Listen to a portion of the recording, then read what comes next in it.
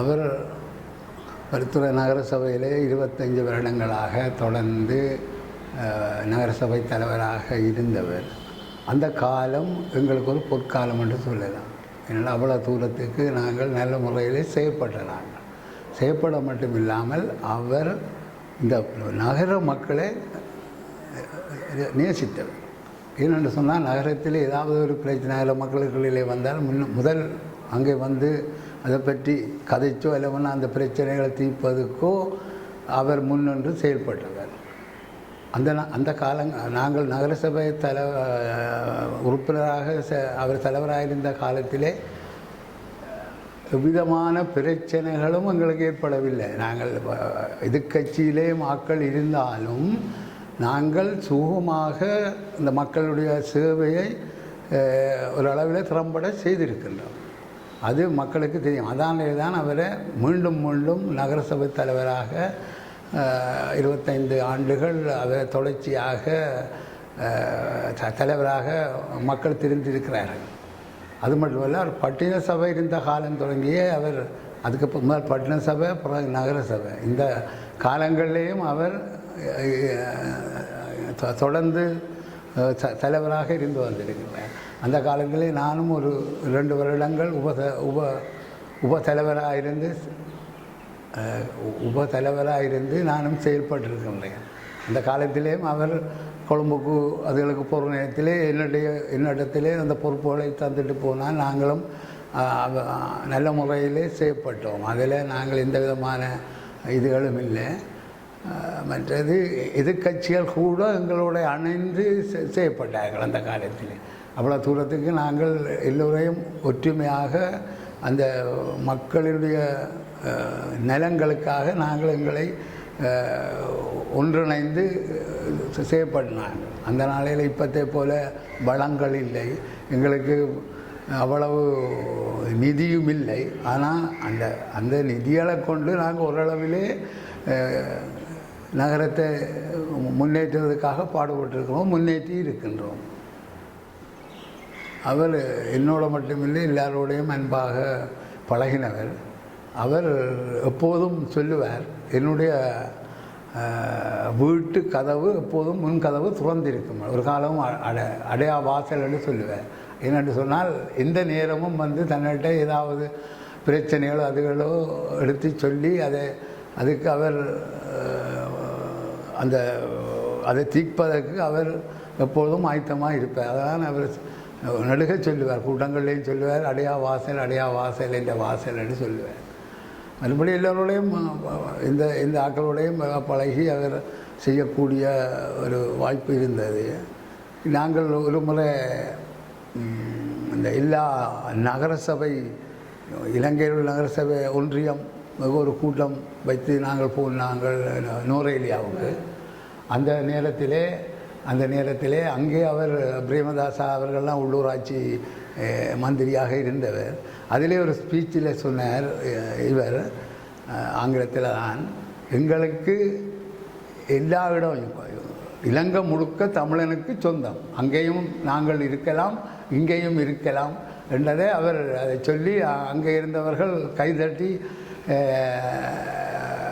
அரவாரம் செய்தது எனக்கு இப்போவும் ஞாபகமாக இருக்கின்றது. அப்படி அது பிறகு பத்திரிகையிலையும் வந்தது. அப்படி அவர் சொன்னது. அப்படி நாங்கள் எல்லா இடமும் போயிருக்கின்றோம். அது மற்ற இன்னொருக்கா கூட்டம் நடந்தது கேகோவில், அதுக்கு நாங்கள் போனாங்கள். அது நாங்கள் இதில் போனாங்க. மற்றும்படி நாங்கள் நூரலியா போய்க்கு வெள்ளோட்டுத்துறை நகரசபை உறுப்பினர்களும் நாங்களும் சேர்ந்து ஒரு வாகனம் ஹேர் பண்ணி தான் போனாங்கள். அப்போ அது நல்ல முறையில் எங்களுக்கு அந்த கருத்தமர்வு நல்ல முறையில் அமைந்திருந்தது.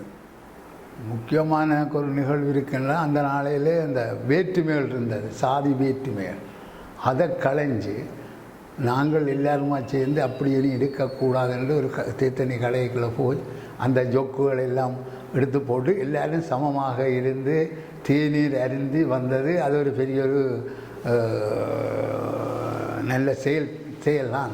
அதுக்கு பிறகு தான் அதுக்கு பிறகு அந்த வழியிலே போனை வைக்கிறது அது இதெல்லாம் ஒன்றும் இல்லாமல் இந்த இப்படியான நிகழ்வு அன்றை துவங்கி அப்படியே இன்றும் அது தொடர்ந்து கொண்டு இருக்கிறது. அரசியலிலே அவர் விட்ட புலிகள் என்று சொன்னால் அவரோடு சேர்ந்தவர்களால் தான் அவருக்கு கொஞ்சம் சில இது வந்தது.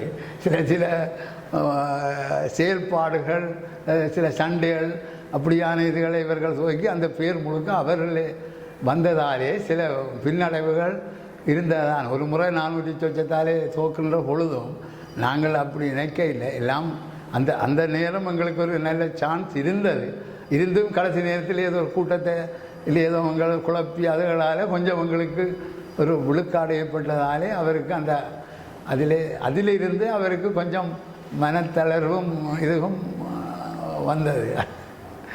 அந்த பருத்தித்துறை மார்க்கெட்டை நாங்கள் தான் முதல் இடித்து ஒரு அப்போ 40,000 ரூபா செலவிலே 36 கடை உள்ளுக்கும் வெளியிலே 36 கடை போட்டு அந்த மார்க்கெட்டை நாங்கள் மீண்டும் புதுப்பித்து செயல்படுத்தி கொண்டு வந்த நாங்கள். இந்த நடந்த பிரச்சனையினாலே மக்கள் மீள அதில் இருக்க இல்லாமல் எல்லாம் இடம்பெயர்ந்து போனதாலே அந்த மார்க்கெட் பழுதாக போய் அதில் இருந்த நிலைகள் அதுகள் எல்லாம் கண்டவங்களும் வெட்டி உடைச்சி எடுத்துக்கொண்டு போனதாலே அந்த மார்க்கெட் அப்படியே பழுதாக போயினது. இப்போ அந்த மார்க்கெட்டை பிறகு என்ன ஒரு நிறுவனம் தான் இப்போ இந்த இதிலே எங்களுக்கு கட்டி தந்திருக்கிறார்கள். ஆனால் கவுன்சில் இல்லை, அவங்கள்லாம் அது கட்டி தந்தவங்க. கிட்டத்தட்ட 80 லட்சம் மேலே அப்சர் கொண்டு போட்டதானே. ஆனால் அந்த மார்க்கெட் இப்போவும் அவ்வளவு திறமில்லை. ஏனென்று சொன்னால் அந்த காலத்திலே கவுன்சில் நடக்க இல்லை. இப்போ தான் அந்த ஆணையாளர்களெல்லாம் நடந்தது.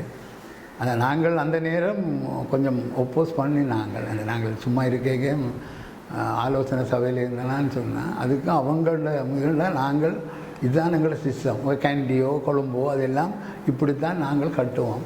அதை நீங்கள் அப்படி இல்லாட்டா நாங்கள் நிப்பாட்டுவோம். அதாலே ஒன்றும் செய்யலாம் போச்சு. இப்போ மேலே மார்க்கெட்டை கொண்டு போய் மரக்கறி மார்க்கெட்டை அவங்க ஒரே சத்தம் கீழே கொண்டு வரலாம்னு நாங்கள் இப்போவும் பார்க்குறோம். சரி வராதான். சுகாதார பகுதி விடுதியில் கீழே இடம் இல்லை. வங்காள போட்டு செய்கிறதுக்கு நாங்கள் கூட்டம் வச்சு ஒரு காவம் எல்லா மரக்கறியாரும் வந்து அழுகுறாங்க. எங்களுக்கு மேலே வியாபாரம் இல்லை, மேலே ஏறுறதுங்க. அநேகமாக அங்கே வியாபாரம் பண்ணுற ஆக்கள் முழுக்க 55-60 வயசு வயது ஆக்கள்லாம் இருக்குது. ஆம்பளையும் சரி பொம்பளையும் சரி. ஆனால் நாங்கள் இங்கே கொண்டு வருவோம் கூட்டத்திலேயும் ஒரு மோசம் கொண்டு வந்து செய்தது. ஆனால் சுகாதார பகுதிக்கு கீழே என்னடா இப்போ இந்த ஒரு மெல்லாம் எடுக்கிறவங்களானே அந்த வாகனம் கொண்டு வந்து கிட்ட விட்டு அது செய்ய இது இப்படி ஒரு இது போட்டால் அது கிடைஞ்சல் என்று சொல்லி அது செய்ய இல்லாமல் விட்டுருக்குறாங்க. ஆனால் வேறு இடத்த கொண்டு போனால் இவங்க விடுறாங்களே. இப்போ நாங்கள் இடத்துல ஒரு பஸ் ஸ்டாண்டை போட்டால் போய் பார்த்தால் வர்த்தகர்கள் அவங்களுக்கு எங்களுக்கு நீங்கள் அங்கே போனால் எங்களுக்கு மக்கள் வராதுகள் அப்படி இப்படின்னு சொல்லி அதாலே அந்த திட்டத்தை இப்போ தற்காலிகமாக நிப்பாட்டி போடலாம். ஒரு இடங்களில் பவனியால் போட்டு இப்போ பிரச்சனை. பவனியால் ஒரு இடத்துல உள்ள பஸ் ஸ்டாண்டை கட்டி அங்கே இருக்கிற பழைய பஸ் ஸ்டாண்டில் இருக்கிற வர்த்தகர்கள் எல்லாம் சண்டை பிடிக்கிறாங்க. அவங்களுக்கு வியாபாரம் இல்லை, நீங்கள் அங்கே கொண்டு போனால் மக்கள் அங்கே பஸ் ஸ்டாண்டுக்கு போனால் இங்கே ஆக்கள் இல்லைட்டாங்க. அந்த மாதிரியான செயல்பாடுகள் இப்போ இருக்குது. முந்தி அப்படி இல்லை. ஆனால் முந்தி பஸ் ஸ்டாண்டுக்கு காணும். இப்போ பஸ்ஸுகளும் அப்படி ப்ரைவேட் பஸ்ஸுகளும் அப்படி இங்கே இருந்தே கொழும்புக்கு போகிறான், கண்டிக்கு போகிறான், மட்டக்களப்பு போகுது. அந்த பஸ்ஸுகள் எல்லாம் வந்து நின்று போகிறது சரியான கஷ்டம். நாங்கள் கொஞ்சம் விட்டத்தில் எடுக்கலாம் என்றால் ஒன்றும் நடப்புற மாதிரி தெரியல. மக்களுடைய எதிர்ப்பை நாங்கள் சம்பாதிக்க விரும்பவில்லை. ஏன்னா நாங்கள் மக்களுக்காக வந்த மக்களோடு தான் நாங்கள் நிற்க வேணும் என்ற ஒரு காரணத்துக்காக நாங்கள் அதை இப்போ தற்காலிகமாக நிப்பாட்டிக்கிறோம். இப்போ 3ஆம் குருத்தூரில் இவைக்கு ஒரு கவுன்சில் காணி இருக்குது. அதில் கொண்டு போய் மீன் சந்தையை போட்டு இப்போ மீன் சந்தையை மரக்கறியாக்குவோம் என்று பார்த்தால் 3ஆம் குருத்தூர்காராக்கள் விடுறாங்களே. அங்கே மீன் சந்தையை போட்டு எல்லாம் வெங்காயம் அசுத்தம் பண்ணி போடுவோம் அப்படி இப்படி அது நிப்பாட்டியா. அப்போ இங்கே அப்படியான இடம் மற்றது அதோட வருமானமும் காணாது. என்னடா எங்களுக்கு ஒரு பக்கத்துக்கு கடை. இப்போ நெல்லியடி அப்படி இல்லை. நெல்லியடியில் இப்போ தோட்டங்கிட்டம் எல்லாம் பேங்குகளும் காணிகளும் கடைகளும் தான் கட்டுறாங்க. ஏன்னா அங்கே பாப்புலேஷன் கூட சரியான இது. இங்கே இருந்த ஆக்களே அந்த இது டெக்ஸ்டைல் அதுகளுக்கு அங்கே போகலாம். நெல்லியடியில் எத்தனை பேங்க் ப்ரைவேட் பேங்க் இங்கே ப்ரைவேட் பேங்க் ஆக 2-3 தான் ஹெச்எம்பி அங்கே அந்த நேஷன் பேங்க் அந்த பேங்க் இந்த பேங்க் வந்து எக்கச்சக்கமாக இது. அப்போ அதால் எங்களுக்கும் அந்த நகரத்தை டெவலப் பண்ணுறதுக்கும் கொஞ்சம் காசு கொஞ்சம் மத்தி வந்து அதுக்குள்ளே 12% இப்போ போட்டதுக்கு சத்தம் போடும். வரி 12% போட்டது இந்த முறை எல்லாம் சேவையாக பண்ணி அதுக்கே சத்தம் போடுது. வரி கூடி போச்சுன்னு சத்தம் போடுது. அவ்வளவு தூரத்துக்கு அநேகமாக இப்போ கூட டெவலப் பண்ணியிருக்கு.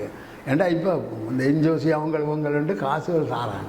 முந்தின மாதிரி முந்தி கவுன்சிலுக்கு வர காசு தான். இப்போ எத்தனையோ நிறுவனம் எத்தனையோ இது இந்த மாகாண சபை மூலம் அந்த முத்திர காசுன்ற ஒன்று வருது மாகாண சபை.